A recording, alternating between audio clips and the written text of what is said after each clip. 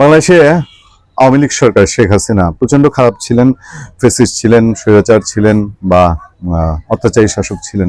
আমি আপনাদের সাথে এই বিতর্কে এখন যেতে চাই না, এই বিতর্কে যাওয়াটাও অবান্তর। কারণ 15 মাসে দেশে যে শাসন হয়েছে শেখ হাসিনা পরবর্তী, সেই শাসন সময়ে এসে এই বিষয়গুলো আসলে একটা অবান্তর পর্যায়ে চলে গেছে। কারণ শাসন যে কত ডেঞ্জারাস হইতে পারে শেখ হাসিনা দেখেই গেছেন, আমি অস্বীকার করছি না আপনাদের সামনে। কিন্তু তারপরের সময়টা এসে এটা মনে হয় যে মানে এটাকে আর আপনি এখন কি এই যে আগে শেখ হাসিনার জন্য যে বিশেষণগুলো বরাদ্দ রেখেছি আমরা, সেই বিশেষণগুলোর সাথে এই বিশেষণগুলো আরো মানে আর আর এর চেয়ে উপরের ডিগ্রি কিছু থাকলে আমাদেরকে একটু জানাবেন, সেগুলো আমরা একটু ব্যবহার করতে চাই, নিঃসংকোচে নির্দ্বিধায় ব্যবহার করতে চাই।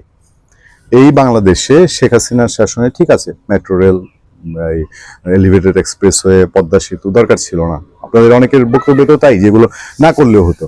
আসেন তো দেখি আগামী 15 বছরের শাসনে একটু দেখবো যে এর আগের এই শাসনে যেগুলো হয়েছে এগুলো দরকার ছিল কি ছিল না। ফুরুত করে বরিশাল পৌঁছে গেলে আড়াই ঘন্টায়, টুপ করে ফার্মগেট থেকে উঠে 10 থেকে 15 মিনিটে এয়ারপোর্ট নেমে গেলে, আপনার যদি এগুলো প্রয়োজন নাই থাকে, মেট্রো রেলের উপরে রাগ, ক্ষোভ, দ্বিধা, মেট্রো রেল ঠিক মতো ম্যানেজমেন্ট করেন না, সেগুলো থেকেই থাকে, তাহলে শেষ মুহূর্তে কেন বাবা আপনিও এসে এই মেগা প্রকল্পের জন্য আপনি এত উঠে পড়ে লেগেছেন যে এই মেগা প্রকল্প আপনারও এখন নিতে লাগবে? আপনি কে? আপনার ম্যান্ডেট কি? আপনার প্ল্যানিং কি? তাহলে আপনার সেই স্ট্র্যাটেজিটা কি, যে স্ট্র্যাটেজি দিয়ে আপনি এখন মেগা প্রকল্প নিচ্ছেন? মানে হাজার হাজার কোটি টাকা তো এদিক সেদিক বিভিন্ন নির্বাচনী আসনে বরাদ্দ দিয়েছেন, কেন দিয়েছেন? এই প্রশ্ন কি এখন উঠতে পারে না? তো এখন ওরা পাগলের মতো মেগা প্রকল্পে আপনার অর্থ ছাড় শুরু করেছেন, একের পর এক মেগা প্রকল্পে উনি অর্থ ছাড় দিচ্ছেন। কেন রে বাবা?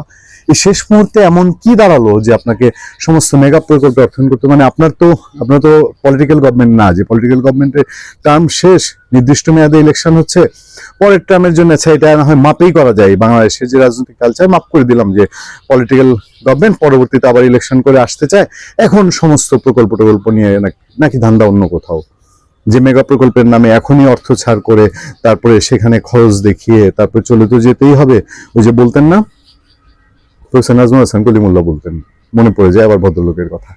তারপরে আরো বলতেন, আমাদের দেশের বাইরে থেকে কেউ কেউ যারা আমাদের আলোচক, সম্মানিত আলোচক যোগ দেন, তারা বলেন যে এদেরকে আপনারা পাবেন কোথায়? এরা তো পরে গিয়ে ওই আটলান্টিকের পারে বসে শ্যাম্পেন টানবে, হ্যাঁ, সুতরাং তাদেরকে তো আর পাওয়ার কোনো সুযোগ থাকবে না। হ্যাঁ, ওই বিকেল বেলায় শ্যাম্পেন খাবে আর হচ্ছে কল্পনা করবে, ও বাঙালি কি বোকা ছিল, এই বোকাগুলার এই যে আমার শ্যাম্পেনের টাকাটা নিয়ে এসেছি, বাঙালিগুলার এখানে 1-1.5 বছরের একটা অভিযান চালিয়ে। তো অনেকটা সেরকম না, একসময় ব্রিটিশ রাজরা এই দেশে সব লুটপাট করে নিয়ে গেল এত দূর দেশ থেকে এসে। এখন আজকে শত শত বছর পরে শৈশব ব্রিটিশ রাজরা আমাদের কোহিনূরের মুকুট পরে তারা এখন রানী সাজে, আমাদের সেই সমস্ত লুটেরা সম্পদ দিয়ে তারা এখন পৃথিবীর বৃহত্তর সম্পদশালী দেশ। তা আপনারা এই দেশে জন্ম নিয়ে এই দেশের 90 রাজাকারী সিলিম গায়ে মাখতে যাচ্ছেন যে আপনারা এখান থেকে এখন যা কামাবেন, মানে শেষ মুহূর্তে ভাই যা পাবো হাতে তাই যাবে সাথে, এরকম একটা অবস্থা করে যত মেগা প্রকল্পের টাকা পয়সা সেগুলো কি এদিক সেদিক একটু ভুসকি বাচকি করার শখ জেগেছে? আমি হয়তো কোনো যুক্তি কাজ করে না, আপনাদের দিকে বাংলাদেশের মানুষের কোনো অ্যাম্বিশন নাই, কোনো স্বপ্ন নাই, আপনাদের স্বপ্ন আপনাদের এখান থেকে পাত্তারি গোটানো, এর বাইরে কি আর কোনো হিসাব থাকে?